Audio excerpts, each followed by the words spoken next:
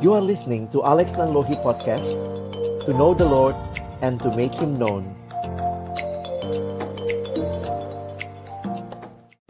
Kami datang dalam ucapan syukur malam hari ini. Terima kasih Tuhan, karena sungguh Engkau baik dan Engkau menyatakan kebaikan-Mu di dalam kehidupan kami. Kembali malam hari ini kami boleh bersama-sama datang bersekutu, memuji, memuliakan nama-Mu, menaikkan doa kami kepadamu, dan tiba waktunya bagi kami untuk membuka firman-Mu ya Tuhan. Kami mohon ketika kami akan membuka firman-Mu, bukalah juga hati kami. Jadikanlah hati kami seperti tanah yang baik, supaya ketika benih firman-Mu ditaburkan boleh sungguh-sungguh berakar, bertumbuh, dan juga berbuah nyata di dalam kehidupan kami. Berkati baik hamba-Mu yang menyampaikan dan semua kami yang mendengar. Tuhan tolong agar pada akhirnya kami bukan hanya jadi pendengar-pendengar firman yang setia, tapi mampukan dengan kuasa, dengan pertolongan dari Roh-Mu yang kudus, kami dimampukan menjadi pelaku-pelaku firman-Mu di dalam hidup kami, di dalam keseharian kami. Bersabdalah ya Tuhan, kami umat-Mu sedia mendengarnya. Di dalam satu nama yang kudus dan berkuasa, nama Tuhan kami Yesus Kristus, Sang Firman yang hidup, kami menyerahkan pemberitaan firman-Mu. Amin. Shalom, selamat malam Bapak Ibu Saudara yang dikasihi Tuhan. Bersyukur untuk kesempatan ibadah doa seperti ini. Gereja yang maju tidak pernah maju hanya dengan berlari, tetapi dengan bertelut di hadapan Tuhan, menaikkan segala permohonan kepada Tuhan. Perjumpaan pribadi dengan Tuhanlah yang kita rindukan di dalam setiap ibadah kita. Bapak Ibu Saudara yang dikasihi Tuhan, malam hari ini kita sama-sama akan merenungkan tema yang diberikan kepada kita adalah giatlah selalu dalam pekerjaan Tuhan. Firman Tuhan yang mendasari perenungan kita, hanya satu ayat malam hari ini, adalah di dalam 1 Korintus 15 ayat yang ke-58. Mari Bapak Ibu Saudara, kita akan membaca ayat ini bersama-sama. 1, 2, ya. Karena itu saudara-saudaraku yang kekasih, berdirilah teguh, jangan goyah, dan giatlah selalu dalam pekerjaan Tuhan. Sebab kamu tahu bahwa persekutuan dengan jeripayahmu tidak sia-sia. Bapak Ibu Saudara yang dikasihi dalam Tuhan Yesus Kristus, mengerti seluruh konteks 1 Korintus 15 akan menolong kita memahami ayat terakhir dari pasal ini.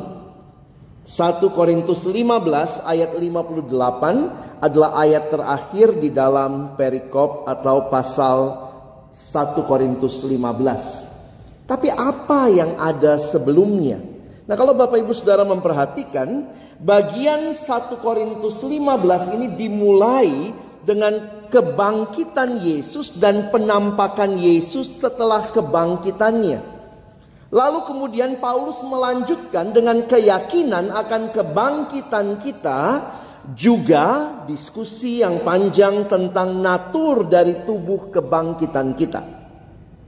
Dan sebenarnya bagian akhir, kalau Bapak Ibu perhatikan, bagian ini ditutup dengan sebuah seruan kemenangan, karena maut telah ditelan dalam kemenangan. Jadi tidak langsung ke ayat 58 Bapak Ibu ya, ini bagian sebelumnya. Lalu kemudian kita melihat ini seperti kesimpulan, Yesus melalui kematian dan kebangkitannya sudah menyelesaikan semua ini bagi kita. Barulah ayat yang kita baca tadi. Kenapa? Karena dua kata pertama adalah karena itu. Bapak Ibu kalau ada konteks bacaan karena itu, karena bagian yang mana? Sebelumnya. Jadi di dalam bagian sebelumnya secara sederhana saya menyimpulkannya demikian. Yesus melalui kematian dan kebangkitannya sudah menyelesaikan semua ini bagi kita. karena itu kata Paulus, saudara-saudaraku yang kekasih, berdirilah teguh, jangan goyah dan giatlah selalu dalam pekerjaan Tuhan. Sebab kamu tahu bahwa dalam persekutuan dengan Tuhan jerih payahmu tidaklah sia-sia. Sehingga kalau kita memperhatikan, janji kebangkitan Yesus membawa motivasi untuk hidup menghadapi tantangan saat ini. Bagi jemaat Korintus ya, tantangan yang mereka hadapi saat itu. Jadi kalau Bapak Ibu perhatikan, sebenarnya 1 Korintus 15 ayat 58, Paulus mendorong jemaat di Korintus untuk dua hal. Perhatikan, yang pertama, untuk menjadi teguh, tidak tergoyahkan dalam iman mereka. Dan yang kedua adalah untuk semakin giat dalam pekerjaan Tuhan. Nah, kita hari ini bahas giatnya, saudara ya, bagian yang kedua. Karena perhatikan bahwa karena itu saudara-saudara yang kekasih, yang pertama apa? Berdirilah teguh. Lalu dijelaskan sedikit, jangan goyah. Lalu yang kedua, giatlah selalu. Saudara yang dikasihi dalam Tuhan Yesus Kristus, ajaran-ajaran yang ada pada masa itu membuat Paulus perlu mengingatkan mereka untuk berdiri teguh, untuk jangan goyah. Tetapi di sisi yang lain, sebagai orang percaya yang telah diselamatkan, kita juga punya pengharapan akan kebangkitan dan kehidupan yang kekal yang Yesus janjikan.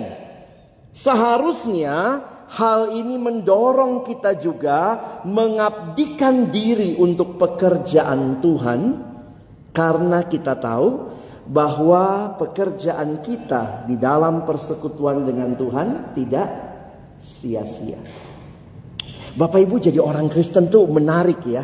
Kita hidupnya saat ini, tapi saya coba buat dalam bentuk seperti ini ya. Di masa yang lalu, in the past, kita telah percaya pada Yesus, kita telah selamat. Lalu kemudian di masa yang ke depan, future, kita punya pengharapan. Jadi kehidupan kita sekarang berada di antara kepastian bahwa kita telah diselamatkan dan pengharapan bahwa itu akan menjadi kenyataan kekal di dalam Kristus. Karena itu sekarang kita hidup. Bapak Ibu, hidup Kristen bukan cuman karena rutinitas. Sekarang saya ada ya sudahlah, harus hidup. Tetapi kehidupan yang di dalamnya kita mengerti pekerjaan Tuhan. Di masa lalu, waktu kita percaya sungguh-sungguh kepada Yesus sebagai Tuhan dan Juru Selamat, kita punya kekuatan untuk hidup sekarang. Dan bahkan kita punya pengharapan akan kebangkitan Kristus. Bapak Ibu, pengharapan itu unik ya. Karena sebenarnya dalam konteks pengharapan itu belum terjadi sepenuhnya. Tetapi sudah berdampak dalam hidup kita sekarang. Kira-kira begitu ya gambaran pengharapan. Saya kasih contoh begini ya. Misalnya ada orang tua janji sama anaknya. Nanti, ini anak SMP ya, nanti kalau kamu naik kelas, nilai bagus, jalan-jalan kemana bagusnya ya? Yang jauh ya, ke Eropa ya gitu ya. Nanti kalau kamu naik kelas, nilai bagus, papa mama janji bawa jalan-jalan ke Eropa gitu ya. Sudah ke Eropa? Belum. Nah, waktu dia lagi jalani hidupnya, anak ini ya, aduh males banget ini, pelajarannya susah banget, aduh mau give up aja, bukunya mau dibakar. Tiba-tiba ingetnya apa? Eropa. Wah, semangat lagi. Mungkin waktu dia lagi belajar di sekolah, dia lagi gak nyaman, aduh gak enak, aduh gurunya gak enak banget, aduh saya mau keluar sekolah aja. Lalu ingat lagi Eropa. Eropa belum kejadian, tapi telah punya dampak sejak saat ini. Itu hidup orang percaya. Bapak Ibu, kebangkitan itu mengubahkan segalanya bagi kita. Memberikan kepastian yang luar biasa. Saudara perhatikan, waktu bicara pengharapan, itu yang Paulus banyak bicarakan dalam surat-suratnya. Pengharapan itu membawa kita terus maju. Jadi keselamatan di masa lalu yang kita terima dalam Kristus, kepastian, pengharapan yang kita miliki, itu membuat hidup kita tuh orang Kristen harusnya bergairah Bapak Ibu ya. Karena ada kepastian. Sebab dia hidup, ada hari esok. Sebab dia hidup, ku tak gentar. Hidup itu penuh pergumulan saudara. Jangan minta hidup tanpa pergumulan ya, gak ada itu. Kadang-kadang kita maunya begitu ya. Oh Tuhan, kalau bisa saya jangan punya pergumulan, orang lain aja. Ih enak di elu. Tapi hidup punya pergumulan. Lalu kenapa, ini cukup lama saya pikir-pikir gitu ya. Kenapa kebangkitan Yesus itu memberi pengharapan? Saudara perhatikan begini ya. Siklus hidup manusia sepanjang zaman itu cuman begini. Lahir, hidup, mati. Itu aja siklus hidup ya. Lahir, hidup, mati. Sehingga bagi manusia yang tidak kenal Yesus, tidak kenal juru selamat, tidak kenal Yesus yang bangkit, siklus yang dimengerti cuma lahir, hidup, mati. Tetapi Yesus dia bangkit. Sehingga bagi saudara dan saya yang percaya, akhir dari kehidupan kita bukan kubur. Yesus lahir, hidup, mati, bangkit. Jadi apa kepastian kita? Itu yang Paulus bahas sebenarnya di 1 Korintus 15. Kita pasti akan bangkit karena Yesus sudah bangkit. Kita yang percaya di dalam dia pasti akan bangkit. Sehingga kalau saudara dan saya pasti bangkit, ada nggak masalah hidup yang terlalu besar untuk kita hadapi? No. Paling serem sekarang apa ya? Kesehatan ya, kena kanker itu paling serem kali sekarang ya. Maaf gitu ya. Kalau ada Bapak Ibu mungkin yang ngalamin ya, seorang rekan sahabat saya sedang bergumul dengan kanker. Tapi maaf kalau kita pakai bahasa sederhana. Kanker paling-paling mati ya. Orang Kristen takut matinya? Oh enggak. Hidup. Karena siklusnya sudah Tuhan ubah, bukan lahir hidup mati. Tapi bangkit. Jadi dia optimis. Sekarang dia bilang, justru dengan sakitku ini, saya mau terus bersaksi bagi Tuhan. Wow. Kalau orang cuma mikir, gue cancer, nanti gue mati. Ya udahlah, tunggu-tunggu kapan gue mati ya. Aduh, dirasain semua sakitnya. Betul sih sakit ya. Tetapi ketika orang punya pengharapan, pengharapan itu menarik dia maju. Apa yang paling-paling buat kita? Paling-paling mati sih. Tapi itu yang Tuhan bilang. Kematian bukan akhir hidup kita yang percaya. Jadi kita bisa bergairah bukan karena situasi aman.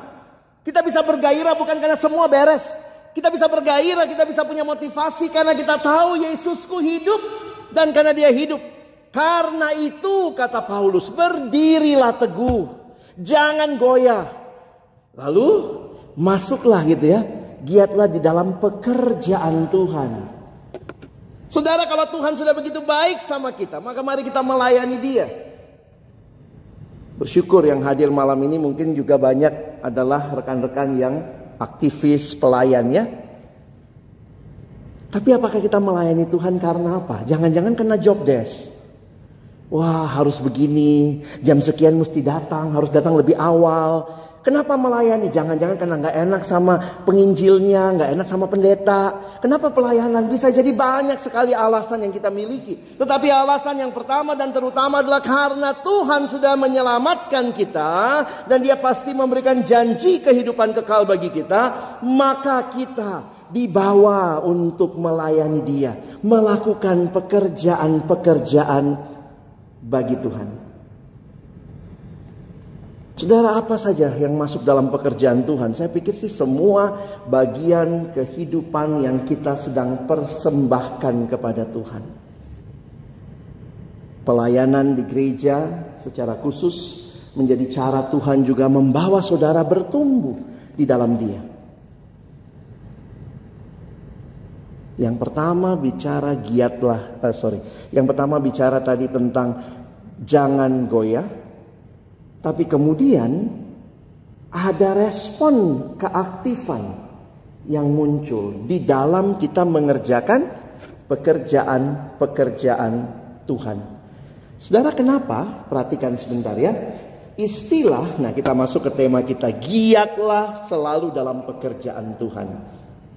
Memang terkesan ini kayak bentuk perintah ya. Waktu saya cek bahasa aslinya, sebenarnya ini kalimatnya adalah verb, kata kerja.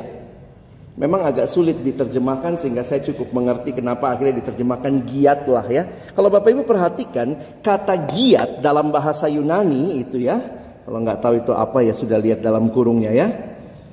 Periseu itu merupakan kata kerja dan artinya adalah melebihi, melampaui atau berlimpah.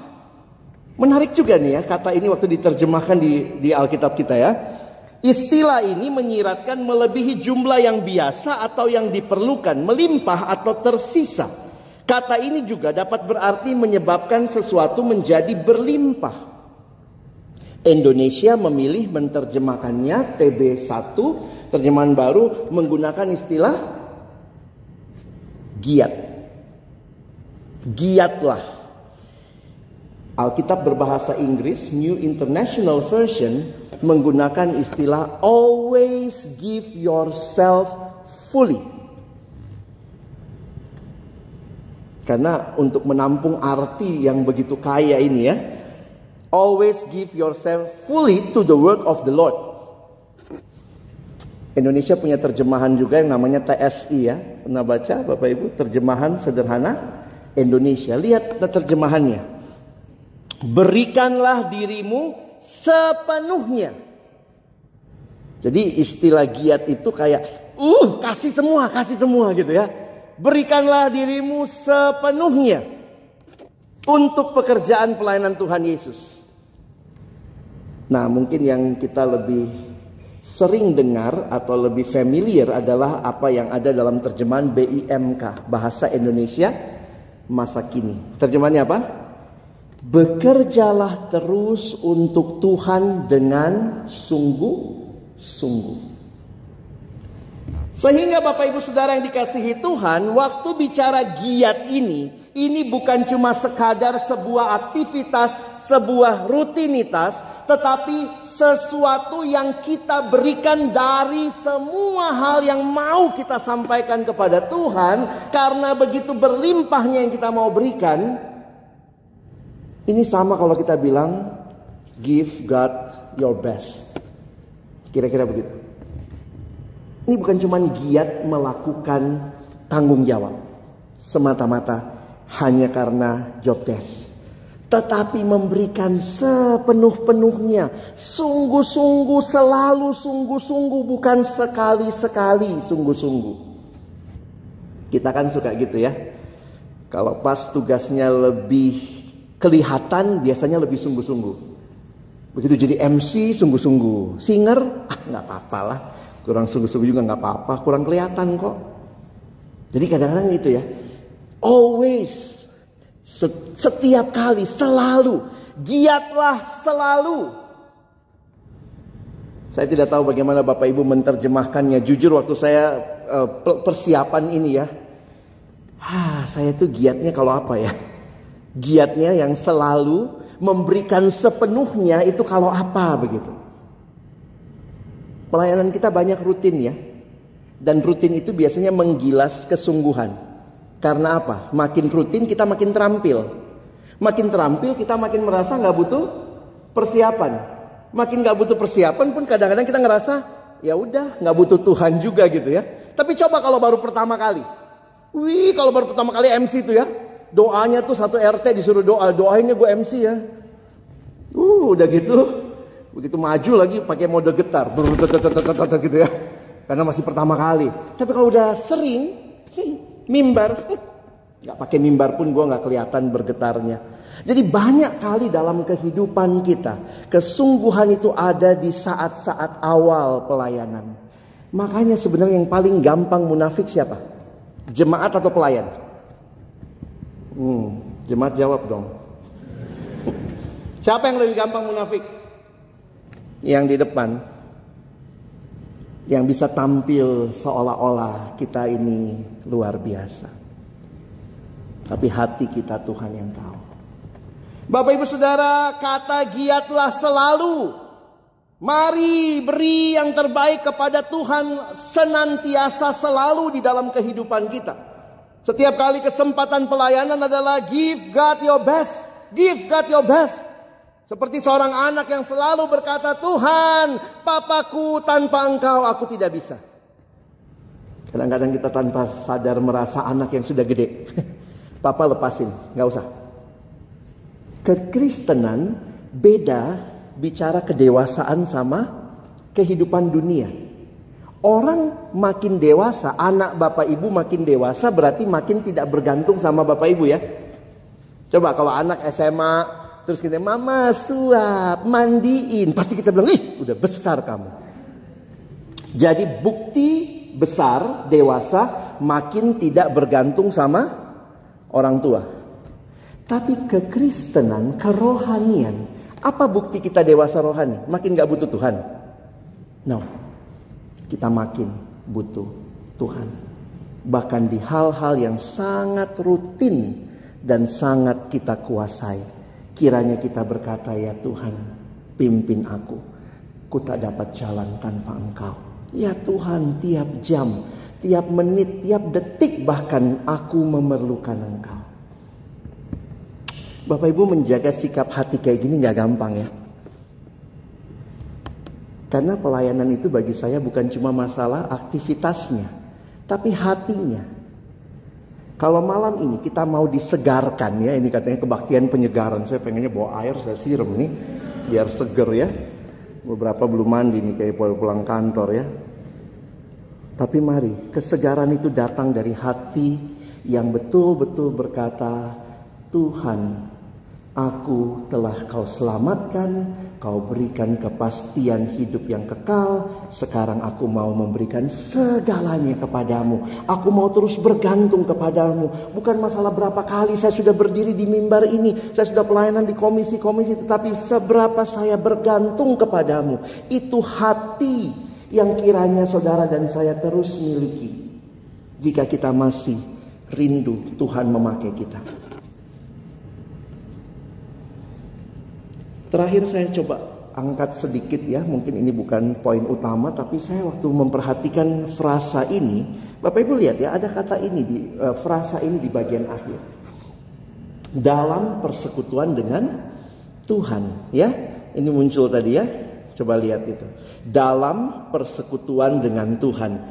Jadi yang menarik, persekutuan dengan Tuhan itu apa? Saya yakin itu adalah anugerah Allah. Karena bukan kita yang bersekutu dengan Tuhan dengan keberdosaan kita, tapi karya Kristus menyelamatkan kita. Makanya 1 Korintus 1 ayat 9, karena kita lagi bahas 1 Korintus ya, ada kalimat begini, Allah yang memanggil kamu kepada persekutuan dengan anaknya Yesus Kristus, Tuhan kita adalah setia. Ingat, setiap kali kita bisa melayani, berdiri di sini, melayani di semua komisi, itu anugerah Tuhan, bukan karena kita layak. Tuhan yang panggil kita. Yang kedua, ya ini tadi ya, persekutuan dalam Tuhan adalah anugerah Allah. Untuk apa? Untuk saudara dan saya mengerjakan pekerjaannya Tuhan. Karena itu kalau kita berdiri di sini, kita melakukan dengan giat semua pelayanan. Siapa yang harus dimuliakan? Tuhan.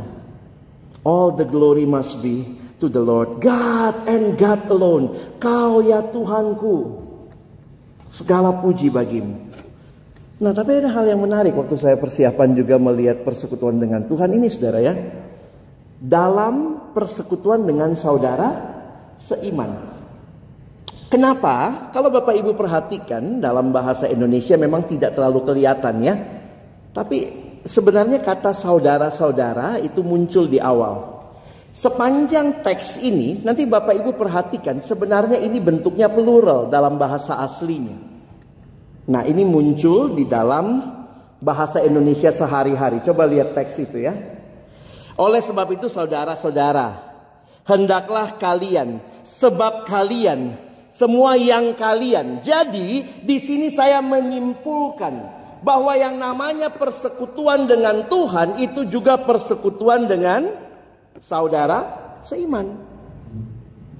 Pelayanan itu bukan one man show. No. Makanya di dalam Ibrani 10 kita coba baca ayat 25 ya. Mari kita baca 1, 2 ya. Janganlah kita menjauhkan diri dari pertemuan-pertemuan ibadah kita seperti dibiasakan oleh beberapa orang. Tetapi marilah kita saling menasehati dan semakin giat melakukannya menjelang hari Tuhan. Ternyata dari dulu ada yang males ya.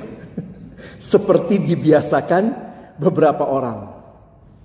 Tapi jangan seperti itu. Kenapa? Salah satu bentuk yang menarik. Nah, saya simpulkannya begini ya. Persekutuan dalam Tuhan menyiratkan bahwa pelayanan itu adalah anugerah Allah. Untuk mengerjakan pekerjaan Tuhan tadi dengan giat. Dan dikerjakannya dalam persekutuan dengan saudara seiman. Karena nasihatnya tadi, saudara-saudara, hendaklah kalian, hendaklah kalian, hendaklah kalian. Bapak ibu saudara yang ada dalam komisi-komisi, nggak pelayanan sendiri kan ya. Nah, kadang-kadang juga masalah kita bukan pelayanannya, tapi teman pelayanannya jadi masalah ya. Pernah ngalamin itu? Nah, coba nih evaluasinya juga ya. Jangan cuma, oh hati saya sudah benar Pak. Oh luar biasa hati saya. Musuh, saya pokoknya hatinya sama Tuhan saya udah giat sekali. Gimana sama temannya? Kadang-kadang itu yang tidak mudah ya. Seorang anak remaja datang sama saya waktu itu. Karena saya pernah kasih nasihat sama dia, masuk pengurus. Dia bilang, Kokoh saya mau protes. Kenapa? Kokoh bilang masuk pengurus enak gitu ya. Saya pikir saya masuk pengurus, saya pikir suasananya surgawi. Ini nerakawi kok. Hah, saya bilang kau nerakawi. Terus dia cerita, gue satu pengurus kok ya. Dia satu tim sama satu anak itu teman sama-sama. Bikin program sama-sama. Tapi gue ciong kok sama dia. Ciong ya, gak cocok. Tiap kali dia ngomong, tiap kali gue ngomong kok di rapat, pasti dia ngomong, ah gak gitu. Ah gak gitu ya. Sehingga masalah dia bukan masalah kesungguhannya. Masalah sahabat pelayanannya. Tapi ya saya cuma bilang sama dia, itu cara Tuhan membentuk kamu. Saya tanya sama dia, kau pernah gak doa minta kesabaran? Pernah kok, ini jawabannya. Tuhan kasih kamu orang yang bikin kamu gak sabaran, biar kamu lebih sabar. Coba ya yang mungkin dalam satu tim ya, mungkin kapan-kapan tepuk temennya. Thank you ya, lu bikin gue sabar. Memang tidak semua orang satu tipe sama kita. Itulah pergumulan kan kehidupannya. Maunya sih enaknya semua satu tipe sama kita ya. Tapi ya indahnya Tuhan memberikan besi menajamkan besi, orang menajamkan sesamanya. Bersyukur Bapak Ibu ya. Salah satu yang saya syukuri adalah ketika Tuhan saya boleh melayanimu. Saya makin belajar apa arti melayanimu. Tapi juga saya makin dibentuk sama teman pelayanan. Pernah doa nggak minta kasih? Oh dikasihlah.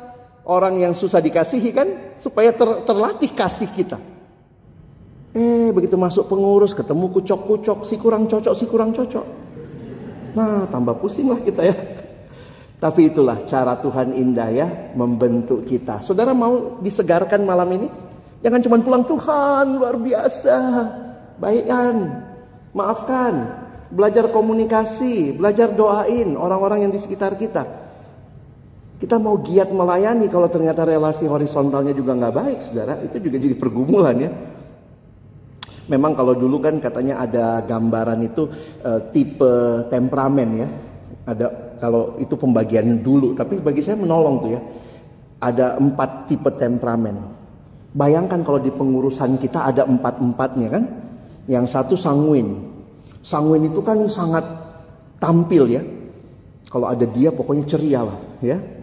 Nah orang sanguin itu biasanya kalimat pembukaannya, lu tahu nggak? Ah itu sanguin tuh. Lu tahu nggak? Ah udah. Jadi katanya paling kelihatan kalau rumah terbakar.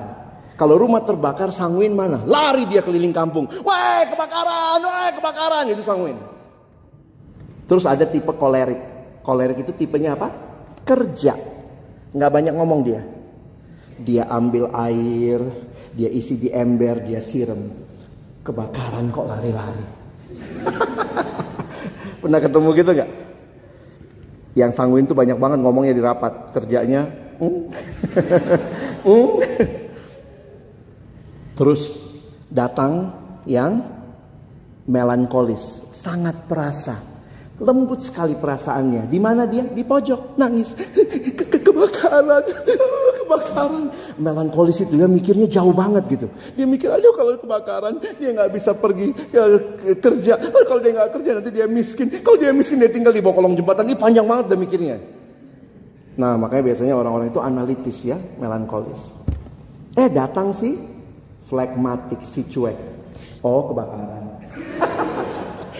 Saudara bayangkan kalau di pengurus kita ada 4 jenis itu kan. Maunya kan kalau kita sesuatu semua ikut ya, yang sanguin ayo lari semua, kebakaran, teriak dong gitu ya.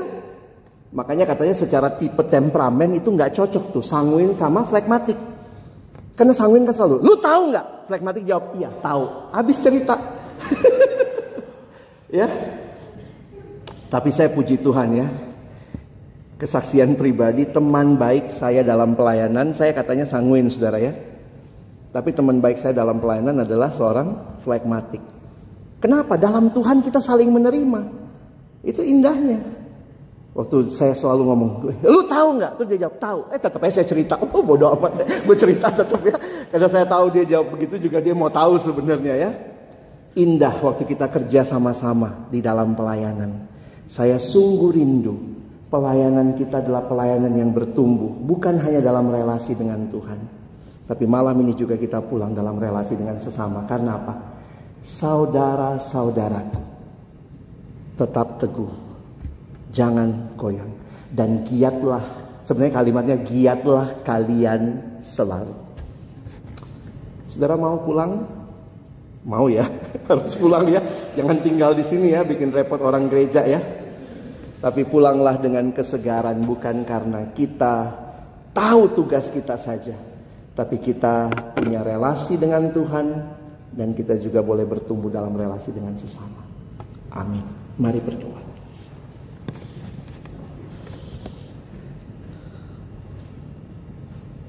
Bapa di dalam surga, terima kasih buat firman-Mu, ayat yang singkat tetapi begitu syarat dengan makna panggilan bagi kami untuk hidup bagi Tuhan.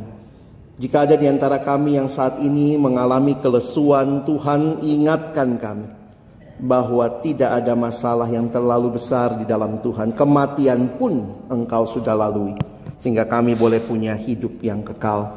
Karena itu kami yang melayani, kiranya kami terus boleh berharap kepada Tuhan. Pelayanan-pelayanan yang makin banyak menjelang Natal kiranya membuat kami bergairah, bergiat, memberi yang terbaik, memberikan segalanya kepada Tuhan yang telah memberikan segalanya bagi kami. Tapi juga Tuhan terus bentuk kami, karakter kami, supaya dengan relasi satu sama lain, kami sama-sama bertumbuh di dalam pelayanan ini. Besi menajamkan besi. Orang menajamkan sesamanya. Kiranya kami boleh saling mengampuni. Kami boleh saling mengasihi. Kami boleh saling menegur. Terbuka ditegur dan terbuka menerima teguran. Terima kasih Tuhan. Kiranya itu yang menjadi kesegaran bagi semua pelayan di tempat ini. Bukan hanya relasi dengan Tuhan, tapi juga relasi dengan sesama. Sekali lagi kami bersyukur, berterima kasih. Di dalam nama Tuhan Yesus kami sudah berdoa. Amin.